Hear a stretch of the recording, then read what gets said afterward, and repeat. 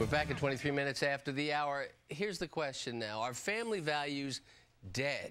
In New York, the state Senate just passed a bill adopting no-fault divorce.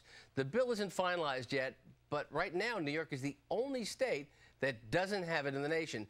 But does such a law encourage the destruction of marriage? Joining us now are two national experts, family law attorney and author of the Premarital Survival Guide, Vikki Ziegler, and Dean of the Divorce Bar, Ralph Felder. Good morning. Good morning. Good morning, Peter. Is the law in New York a good law, Vikki?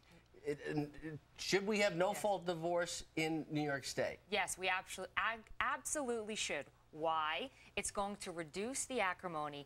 Once you file a complaint for divorce and everyone starts blaming each other, that doesn't help the beginning of the case.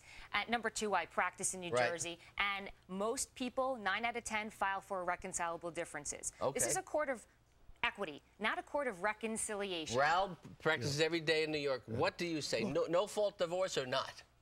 No. Look. It's going to increase divorce. Anytime you pass a law that lets people do something they couldn't do before, there'll be a certain percentage of people that will get divorced who would not have done it otherwise. Two, it allows an older man who wants to get rid of a younger wife to throw under the bus. You know, money is a very cheap currency if you got a lot of it.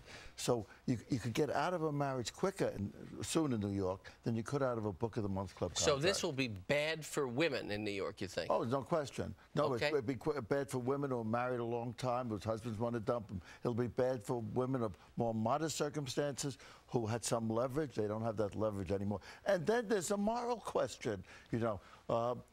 On a moral level, it can't be right in any kind of civilized society. It may be expedient. Let me ask Vikki, yes. Women issue and morality. Tell us what you think. Listen, we're not here to say that people shouldn't, of course people shouldn't cheat, and you should be able to say that they've committed adultery in a complaint for divorce. You have that option. However, it's not about really protecting the moral compass. It's really the court system is here to divide assets, to allocate custody, to get the process done quicker. Why should people live in marital hell if they're unhappy? That's what New York State has basically done. Well, Mr. Felder is saying we need to protect women from men who won't do the right thing. Well, we need to protect litigants in general, of course. But why one party, because they have a great deal of assets? Why? Because they're hiding it or they're going to get a better shot in court? I don't see it. I practice in a state where there is no-fault divorce and there is an equal playing field. We're coming up on the end. Raul, the final word as we come out of this. It ain't good, it ain't moral, and it's going to increase divorce, and it's not a good bill for women. Two of the top divorce lawyers in the country here on Fox and Friends this morning.